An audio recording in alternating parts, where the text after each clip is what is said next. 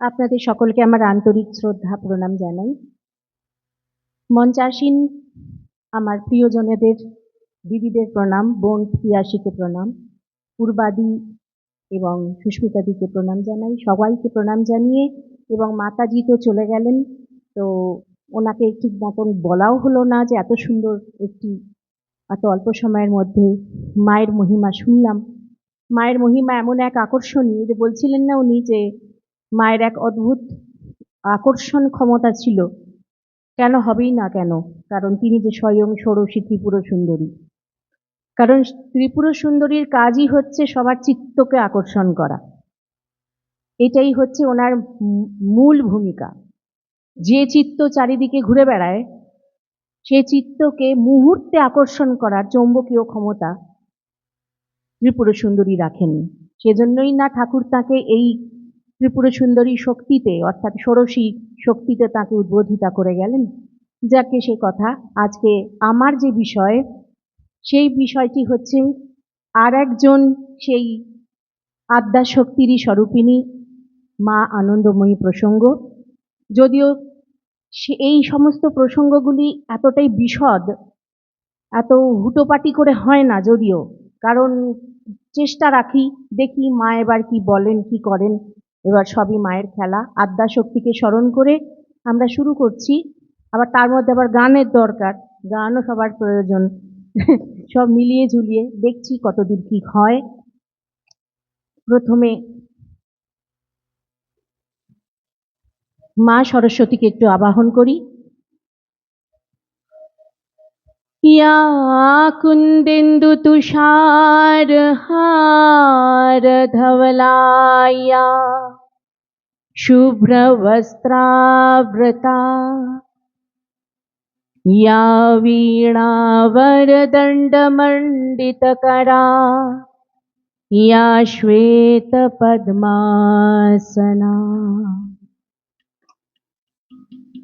या ब्रह्माच्युतशङ्कर प्रभृतिभिर्देवैः सदा वन्दिता सा मां पातु सरस्वती भगवती निःशेष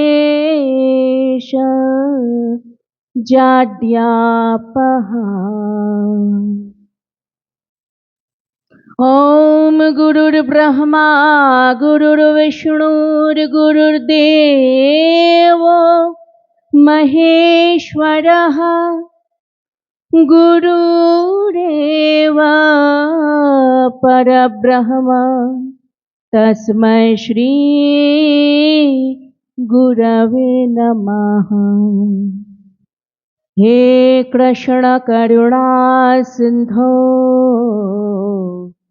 दीनबंधो जगत्पते गोपेश गोपिकाकान्त राधाकान्त नमोस्तुते।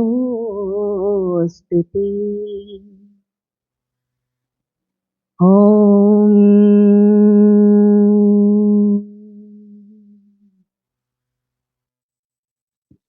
আমরা এখন শুরু করছি আমাদের অনুষ্ঠান, এবং দুটি এখনো পর্যন্ত মূল্যবান বক্তব্য শোনা বাকি আছে।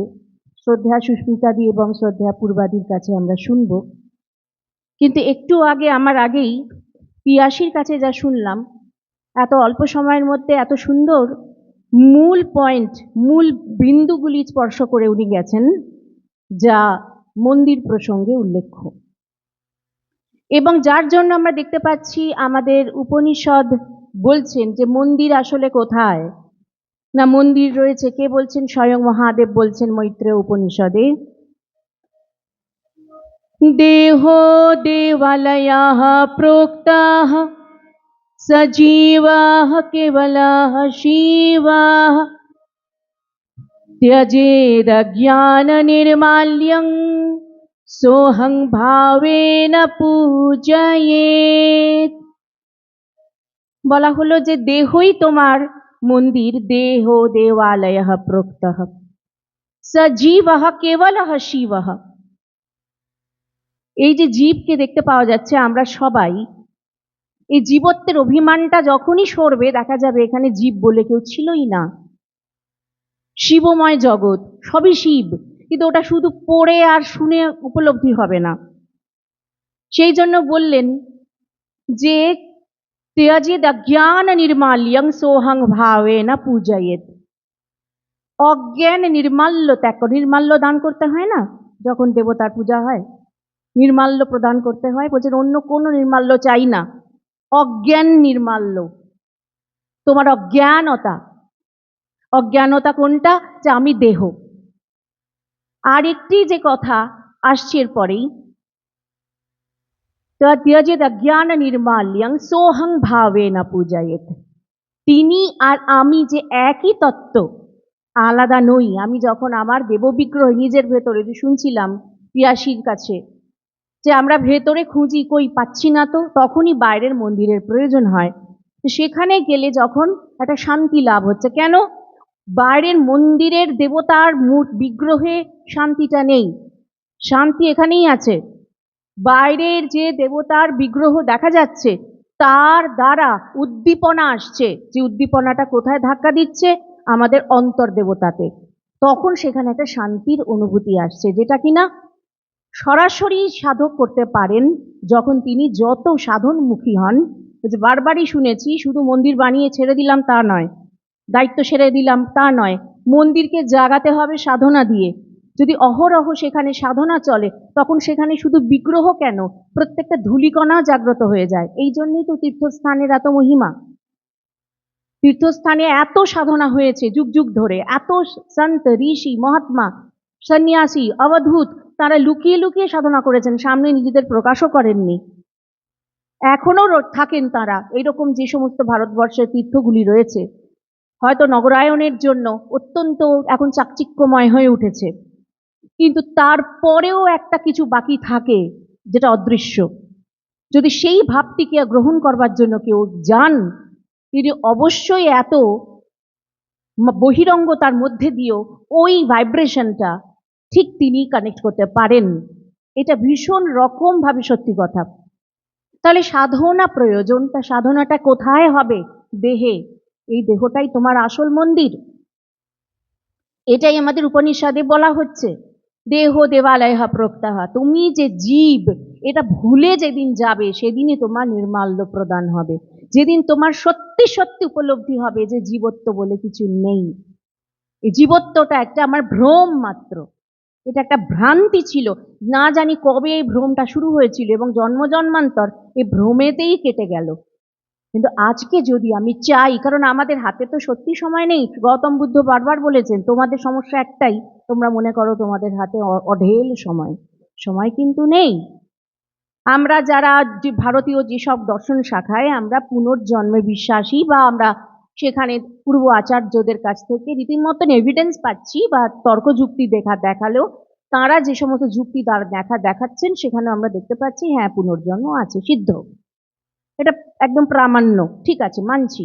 কিন্তু সত্যি বলছি, আমি অন্তর থেকে বলছি, আমি পুনর্জন্মবাদের থেকে একেশ্বরবাদীরা যে একটাই জন্ম এই কথাটা বলেন ওইটি আমার বড় ভালো লাগে, এটা আমার ব্যক্তিগত অভিমত।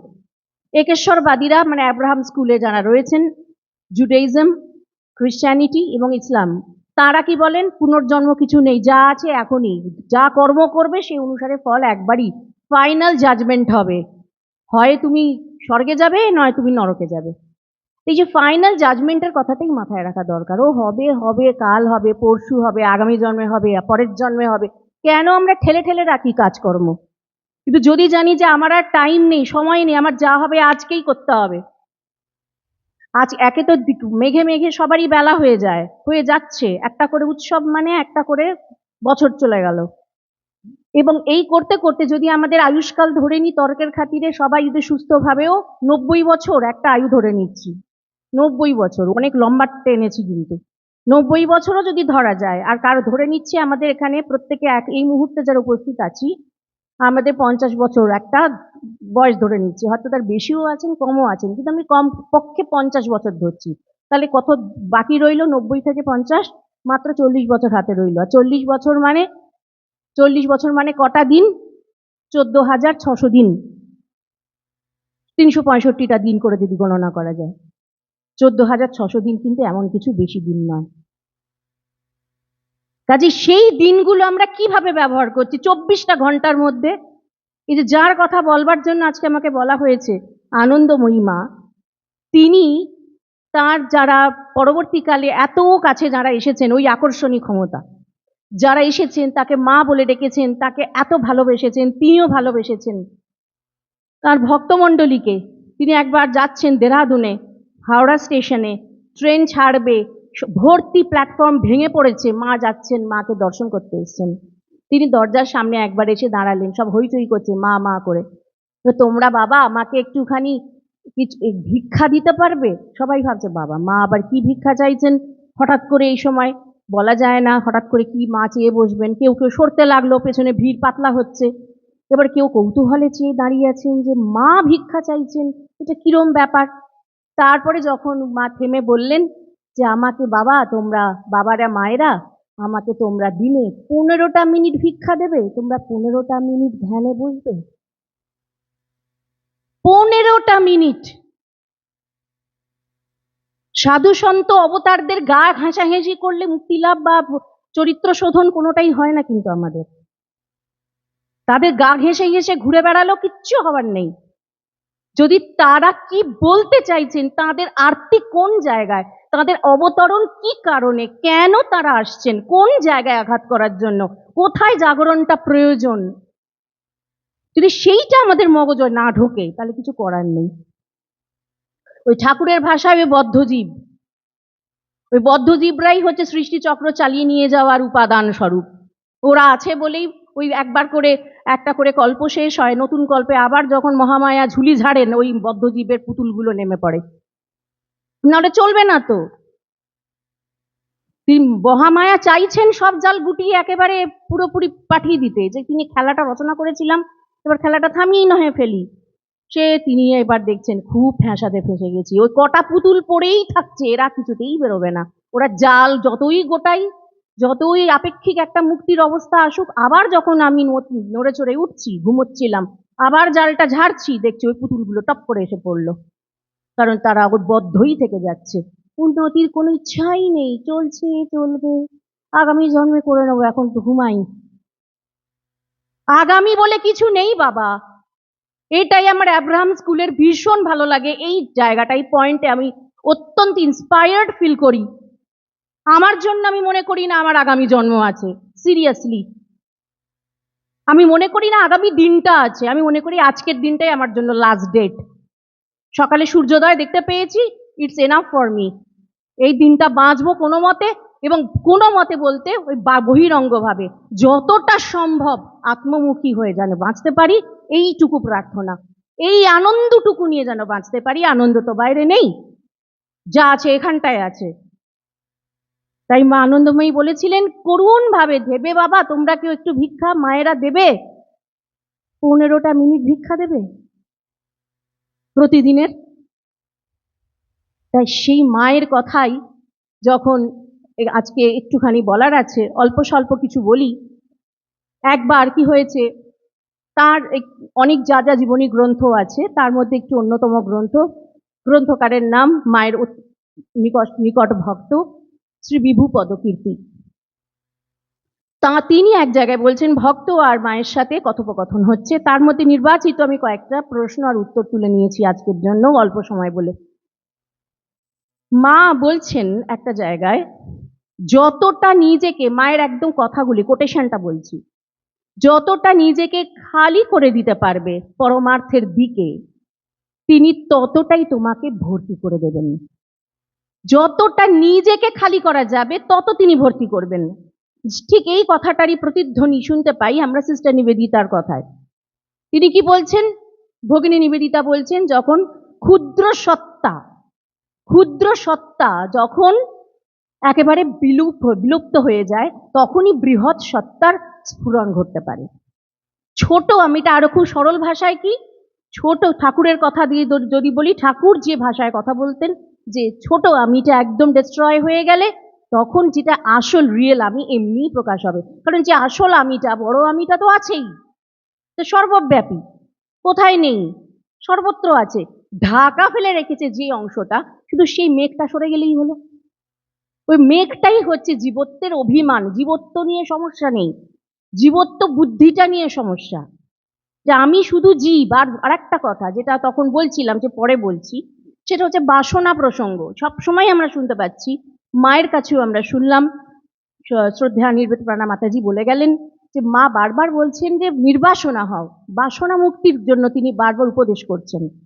তো এখন আমার প্রশ্ন, বাসনাটা হয় কেন, বাসনাটা আসে কেন? এটা একটা তো প্রশ্ন ধরা দরকার, যে কেন বাসনা আসে।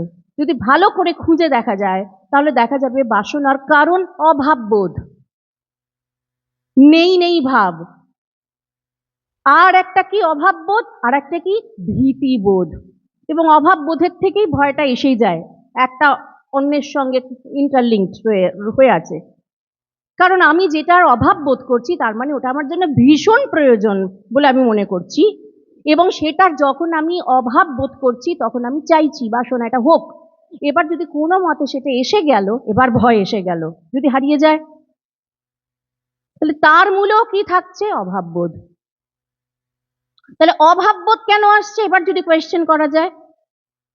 অভাববোধ নিজেকে ক্ষুদ্র ভাবার, লিমিটিং বিলিফ সিস্টেম, নিজেকে একটা ছোট্ট দেহ মনে করা, এটাই বিশ্বাস।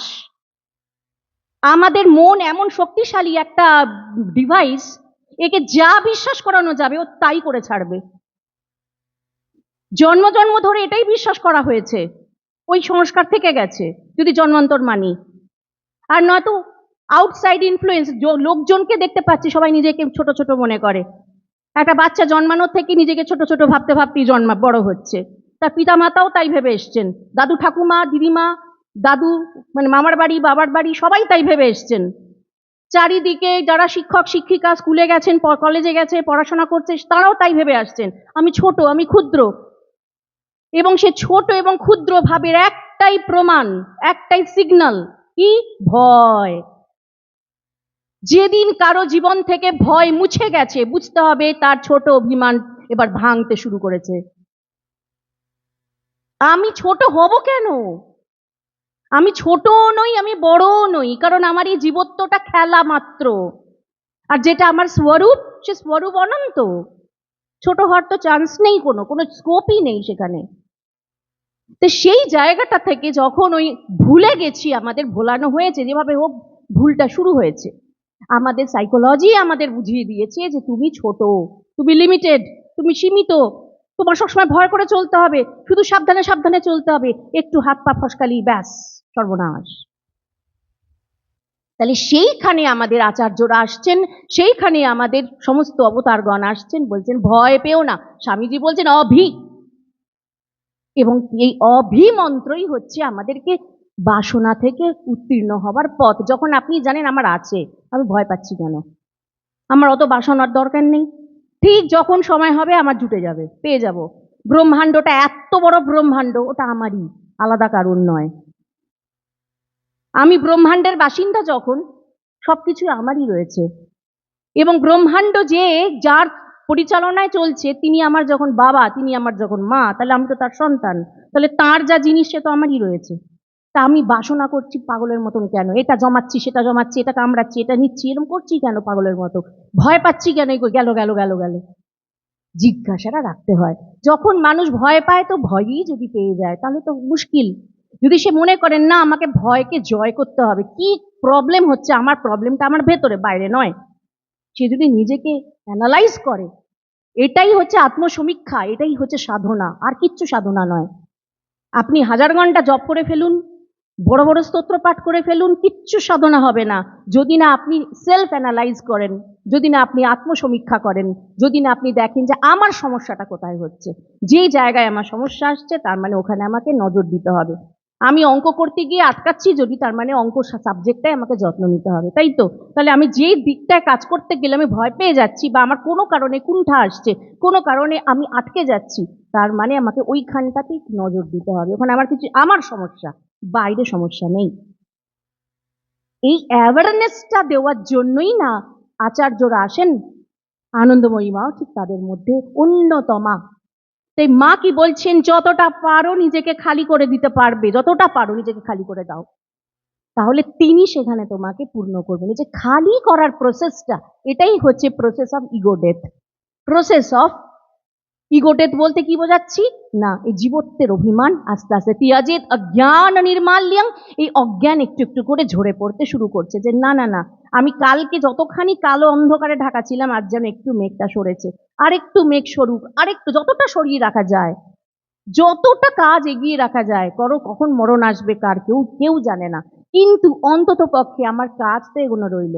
আর যদি আমরা পুনর্জন্মই দেখি, পুনর্জন্মে এই অদ্ভুত সুন্দর ব্যবস্থা আমাদের সনাতন শাস্ত্রে বলা হচ্ছে, যে তুমি আবারও যদি আসো, তোমার কিন্তু পুরনো যতদূর তুমি এগিয়েছো সেখান থেকেই তুমি শুরু করবে। এমন নয় যে আবার তোমাকে সেই মন্টেসরিতে গিয়ে এবিসিডি শিখতে হবে, সেটা না। তুমি যে যতদূর তুমি এগিয়ে নিয়েছিলে ওখান থেকেই তোমার আবার যাত্রা শুরু হবে।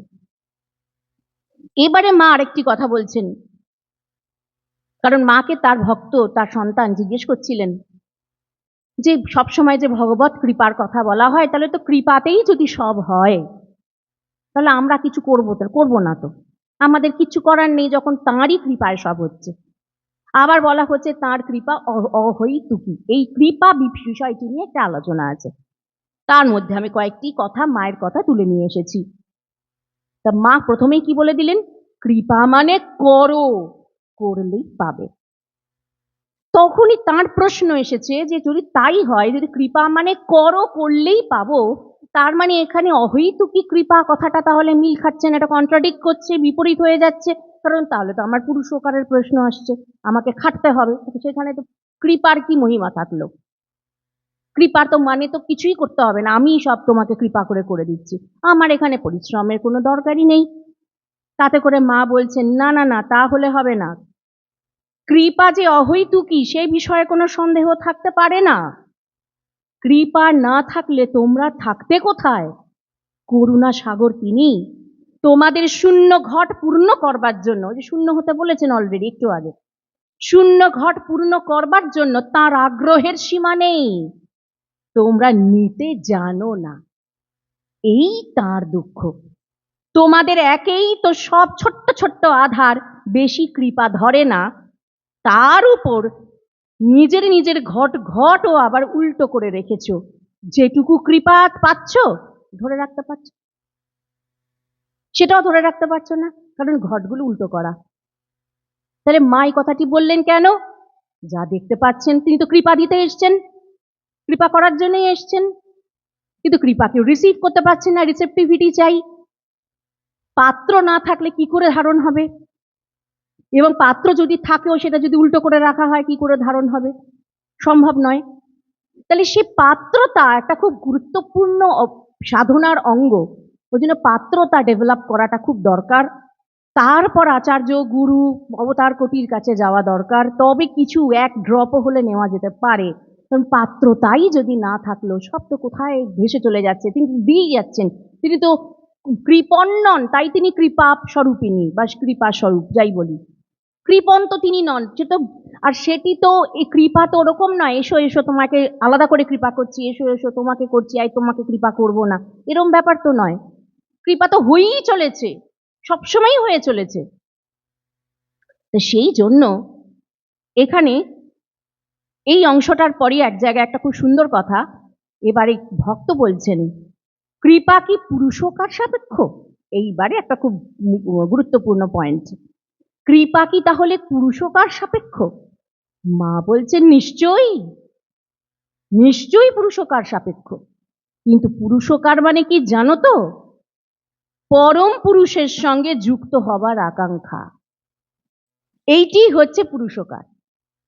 আমরা যে কথাটি সাংখ্য সূত্রে পাই, সাংখ্য সূত্রে মহামুনি কপিল বলছেন পুরুষার্থ করো, লোকে বলবে আমরা তো পুরুষার্থই করছি, সে ভোরবেলা থেকে উঠে সারাদিন আমাদের সংসারের চাকা ঘুরছে, কে আর আমরা বসে আছি? রাত দিন দৌড়চ্ছি দৌড়চ্ছি আর দৌড়চ্ছি আর দৌড়েই যাচ্ছি। তারপরে সারা রাত রাত্রিবেলা কোনো মতে অবসন্ন হয়ে দুটো মুখে দিয়ে ঘুমিয়ে পড়ছি, আবার সকাল হতে না হতেই সারাদিন সংসারের চাকা ঘুরেই চলেছে, ঘরে বাইরে কর্মজগৎ, আবার নিজের সংসারে মানে একদম গৃহস্থালির জগৎ। এই তো সারাদিন আমরা ছুটছি, কারণ ছুটে বেড়ানোর নামই হচ্ছে পুরুষার্থ করা। কপিল মুনি বলছেন তোমরা যেটা করছো এটা পুরুষার্থ বলে না। পুরুষার্থ তাকে বলে যে নিজের চেতন পুরুষ তত্ত্বকে জানবার জন্য পরিশ্রম করে, সে হচ্ছে পুরুষার্থ করছে। তোমরা যেটা করছো এটাকে পুরুষার্থ বলে না, এগুলোকে পণ্ডশ্রম বলে। কোনো মতে শরীর টিকিয়ে রাখার জন্য একটা লড়াই চলছে মাত্র। তুমি যে পুরুষস্বরূপ অর্থাৎ তুমি যে আত্মস্বরূপ সেটি জানার জন্য যে পরিশ্রম বা অধ্যবসায়, যে মনন, যে চিন্তন, যে শুদ্ধাচরণ, এটি হচ্ছে পুরুষার্থ। গুরু বাক্য পালন করে নিজের জীবনকে সেই শৈলীতে গঠন করার নাম পুরুষার্থ। তার কারণটা কি? আমি নিজেকে জানতে চাই, নিজের জীব স্বরূপ নয়, শিব স্বরূপকে জানতে চাই। এই স্ট্রং ডিটারমিনেশনটা দরকার। স্ট্রং ডিটারমিনেশন না থাকলে সম্ভব না। সেই জন্যে মা আবার এখানে বলছেন আর একটা জায়গায়, পাবই, এই বিশ্বাস আন্তরিক এবং দৃঢ় হওয়া দরকার, তা না হলে ফল হয় না। এই যে পাবই, আমার কি হবে? কারণ লোকজনের এরকম স্বভাব আছে, ও মহাপুরুষদেরই হয়েছে, ওসব অবতারদেরই হয়, আমরা বদ্ধ জীব সাধারণ, না চলো ঘুমিয়ে পড়ি। আসলে হচ্ছে এগুলো কিচ্ছু না, ভাবের ঘরে চুরি। ও ভীষণ টায়ার্ড হয়ে গেছি, যা আজকে শুনেছি বা বলেছি বা যতটুকু করেছি, আমি ঘুমিয়ে পড়ছি, এবার 10 দিন বাদে ঘুম থেকে উঠবো। আজকে খুব ধ্যান করে ফেলেছি, তাহলে আমার 1 মাস ঘুম। এটাই হয়, এটাই হচ্ছে মায়া ঘোর। মায়া, এটাকেই মায়া বলে, আর কিছু না। মায়া মানে সেলফ হিপনোসিস, নিজেকে ঘুম পাড়িয়ে রাখবার প্রবণতা, এসকেপ করবার একটা প্রবণতা। তো সেই জন্য মা বলছেন কি, ডিটারমিনেশন চাই। কি বললেন? পাবই, এই বিশ্বাস যদি আন্তরিক দৃঢ় হয়, তা না হলে ফল হয় না। তাহলে আজকে মা আনন্দময়ী, তিনি তো আনন্দ, আমাকে যে টপিকে বলা হয়েছে সদানন্দময়ী, আনন্দময়ী মা, তাহলে তিনি কেন সদানন্দময়ী? তার কারণ এইগুলো, এটা বুঝতে হবে। কারণ তার ভেতরটা কি অবস্থা, তাহলে তবে না তিনি অন্যকে উপদেশ করছেন, অন্যকেও সে আনন্দের স্বাদটা নিতে বলছেন। এই আনন্দ বাইরে থেকে তো দেওয়া যাবে না, শুধু তোমাকে ইনস্ট্রাক্ট করছি তুমি এইভাবে করো, তুমিও আমার মতনই আনন্দময়ী হয়ে উঠবে। এটাই তো মায়ের কথা, এটাই তো মা বলতে চাইছেন। তাই তো তিনি বলছেন 15 মিনিট ভিক্ষা দাও, ধ্যান ভিক্ষা। তো এইখানে যে বললেন এবার পরম পুরুষের সাথে যুক্ত হবার আকাঙ্ক্ষা। এবার আস্তে আস্তে কথার বিরামের দিকে যাচ্ছি। এবারে যে ভক্ত তার সঙ্গে এই কথাগুলো বলছিলেন, শ্রেয়সী অস্থির হচ্ছে বোধ হয় যে গান কখন হবে। হবে হবে। তো এবারে সেই ভক্তই বলছেন, মা আমি কেমন করে প্রণব উচ্চারণ করছি একবার দেখে দাও তো, ঠিক হচ্ছে কিনা। প্রণব মানে ওম, ওমকার উচ্চারণ, একটু দেখে দেবে আমার ঠিক হচ্ছে কিনা। আর আমি একদম শাস্ত্রের নিয়ম মেনে উচ্চারণ কিন্তু করছি, যেখানে করি উচ্চারণ সেখানে কোনো পুরুষ ছাড়া কেউ থাকে না, কোনো স্ত্রীকে কোনো শূদ্রকে আসতে দিই না। কারণ এটা আমাদের পুরনো পুরনো কিছু কিছু স্ক্রিপচারে এরকম কথা আছে। আমি ওই কন্ট্রোভার্সি আলোচনা আজকে করছি না, যদি কোনোদিন এরকম সুযোগ আসে নয় তখন দেখা যাবে যে ওমকার বা বেদমন্ত্র বা গায়ত্রীকে নিয়ে যে এই রকম দুরকমের একটা কথা, যে নারী শূদ্রের অধিকার নেই এই বেদমন্ত্র ইত্যাদিতে, ওম উচ্চারণে, এর কারণটা কি, এর নেগেটিভ কি পজিটিভ কি ব্যাপার আমি বলবো না, জাস্ট জাস্ট স্টেটমেন্ট, শুধু স্টেটমেন্টটুকু আমি রাখবো, ভাবনার দায়িত্ব শ্রোতাদের। এর বিষয়টা অনেক জটিল, অনেক গভীর, অনেক প্রাচীন সমস্যা, এটা আমাদের ভারতবর্ষে রয়েই গেছে, এবং এই সমস্যাটার থেকে কিছুটা নিস্তার আমরা শ্রীরামকৃষ্ণ ভাব আন্দোলন থেকে পেয়েছি, এবং স্বয়ং স্বামীজি নিজে পইতে তুলে দিয়েছেন, গায়ত্রীর অধিকার দিয়েছেন সবাইকে, ওখানে কোনো এরকম বিভাজনটাকে তিনি তুলে দিয়ে গেছেন। এবং তিনি নিজেও কোনো কুলোদ্ভব হিসেবে, মানে কোনো ব্রাহ্মণ কুলোদ্ভব ছিলেন না, তিনিও কায়স্থই ছিলেন। তো সবকিছু মিলিয়ে একটা অন্যরকম মেসেজ আমরা পাচ্ছি, যেটা একদম নতুন, আধুনিক, আজকের যুগের জন্য পুরোপুরি অ্যাপ্লিকেবল। সেটা হচ্ছে রামকৃষ্ণ ভাবান্দোলনের থেকে। তা আনন্দময়ী মাকে যখন, কারণ তাকে প্রাচীনপন্থী মানুষরা কিছুটা প্রাচীনত্বের ভাবধারায় ঘেঁষা ভক্ত, তিনি যখন বলছেন যে আমি একদম শাস্ত্রের নিয়ম মেনে এই শূদ্র নারীকে আসতে দিই না, পুরুষরা যা থাকে যেখানে বা আমি একা থাকি যেখানে, সেখানেই আমি ওম মানে প্রণব উচ্চারণ করি, অভ্যাস করি। মা তুমি একটু দেখে দেবে আমি ঠিক করছি কিনা। মা প্রথম উত্তরটা কি? বাবা তুমি কি মনে করছো তুমি পুরুষ? ব্যাস, হয়ে গেল, উত্তর শেষ ওখানেই। তুমি কি পুরুষ? পুরুষ শব্দের মানে কি? পুরী শেতে পুরুষাহ। পুরী মানে হৃদয় পুরীতে যে শুয়ে আছে সেই একমাত্র পুরুষ। আর সবাই তো শক্তি, শক্তির এলাকায় আমরা আছি। শক্তির এলাকা মানেই তো নারীর এলাকা, প্রকৃতির এলাকা। পুরুষ তো ওই একজনই। এই প্রশ্নের উত্তর পেয়ে মানে এরকম উত্তর পাবেন আশা করেননি তার ভক্ত আর কি, চমকে গেছেন। তারপরেই থেমে তিনি বলছেন, এছাড়া তুমি বলছো আমি উচ্চারণ করছি, এই বোধ নিয়ে তো প্রণব উচ্চারণ করতে লাগে না বাবা, আমি উচ্চারণ করছি। প্রণবের উচ্চারণ অজ্ঞাতসারেই হয়ে যায়, করতে হয় না। সেই আদি পরব্রহ্ম যখন চিত্তে জেগে ওঠেন তখন তিনি নিজে থেকে উচ্চারিত হন, তিনি স্বয়ং প্রকাশ। তাহলে ওই প্রণব প্র্যাকটিস করে প্রণব উচ্চারণ হয় না, যখন হবার ভেতর থেকে বাইরে করা যেতে পারে। অউম চ্যান্ট করার অনেক বেনিফিট আছে, সেটা ফিজিক্যাল লেভেলে, মেন্টাল লেভেলে, কিন্তু আসল যে অনাহত সেটা নিজে নিজে প্রকাশিত হয়, সেটা কোনো উচ্চারণ করার প্রয়োজন হয় না। তো এইখানে যে কথাটি বললেন তুমি কি পুরুষ, পুরুষ তো একজনই। যেমন মীরাবাই বলছেন, ऐसो बरसा की काई वरू जो जन्म में और मर जाए,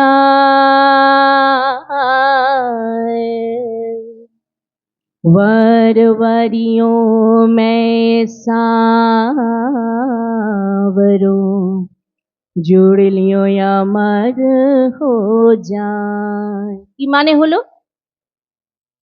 তাকে তার সখীরা বলেছে, হ্যাঁ রে তুই এরকম পাথরের মূর্তিকে বিয়ে করেছিস কেন?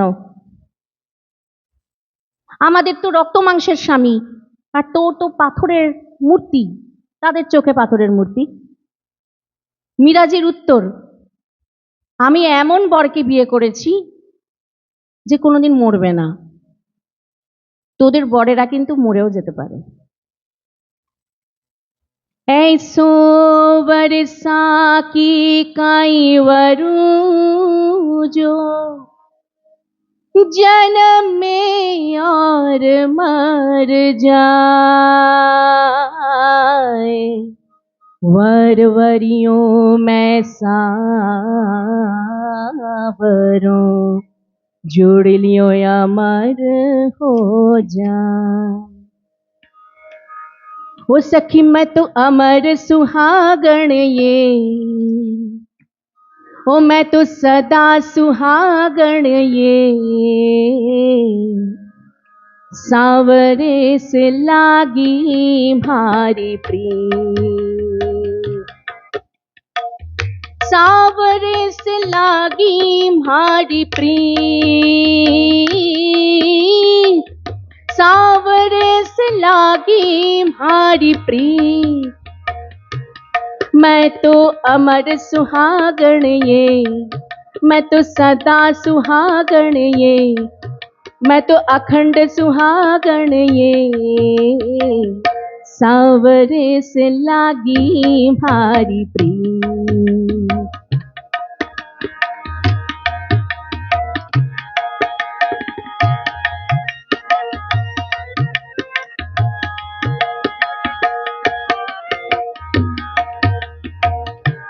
हो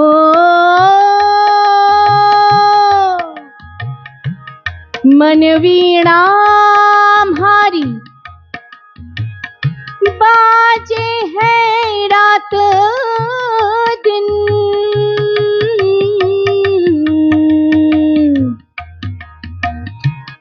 मन वीणा हरी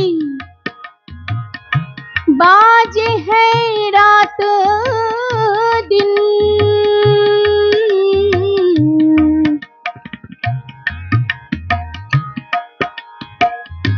कोई ना पिछाड़े सुगणी पीर,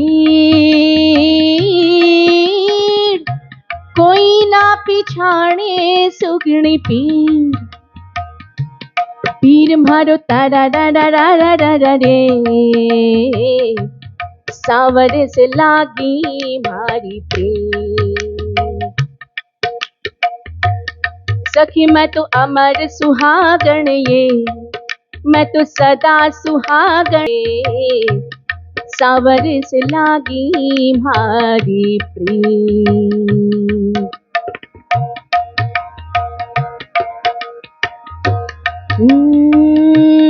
गिरधारी भारी, गिरधारी भारी मांग भरी है,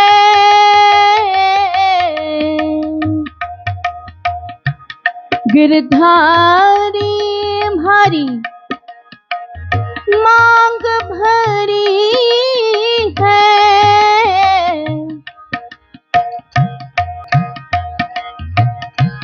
जुग जुग को ना तो नैनानी,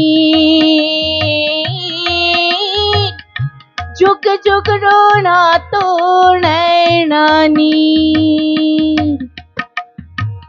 निर्बर से झरर रे, सावरे से लागी भारी। सखी मैं तो अमर सुहागण ये, मैं तो सदा सुहागण ये, सावरे से लागी भारी प्रीत।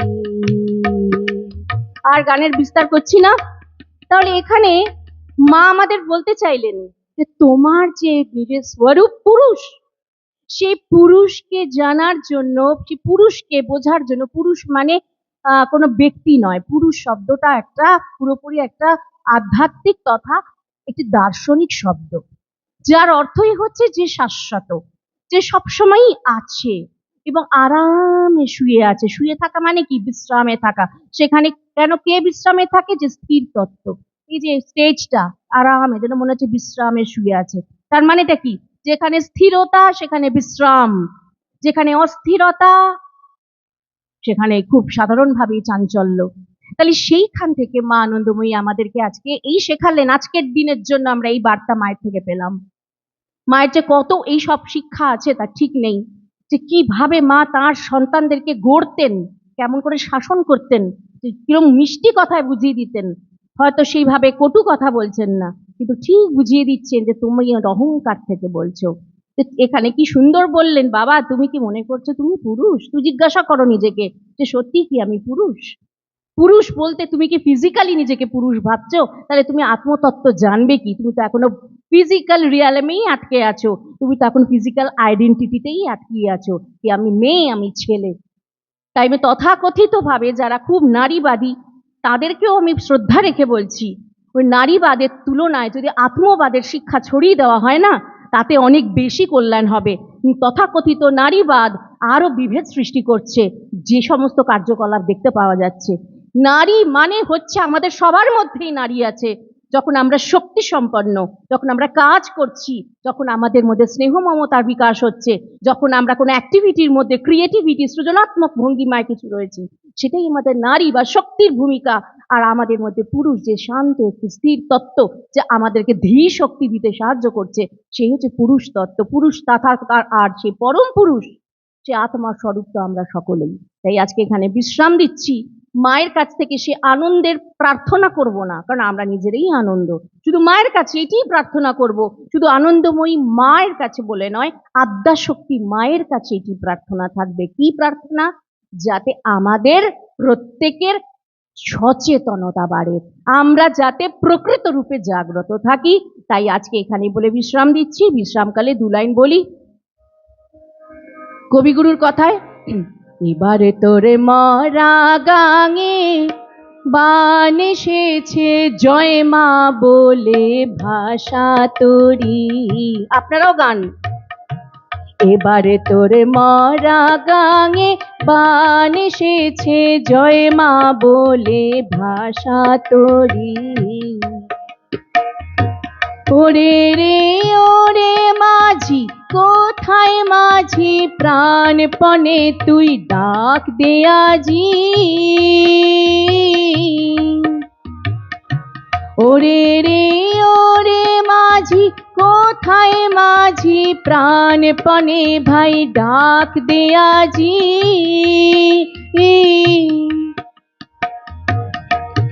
এবার সবাই মিলে বৈঠানে রে, সবাই মিলে বৈঠানে রে, খুলে ফেলে সব গড়া দড়ি। এবারে তোরে মরা গাঙে বান এসেছে, জয় মা বলে ভাষা তোরি। এবারে তোরে মরা গাঙে বান এসেছে, জয় মা বলে ভাষা তোরি। এখানে বিশ্রাম দিলাম। সবাইকে আমার আন্তরিক প্রণাম শ্রদ্ধা জানিয়ে আজকে মায়ের প্রসঙ্গ এখানে বিরতি দিচ্ছি।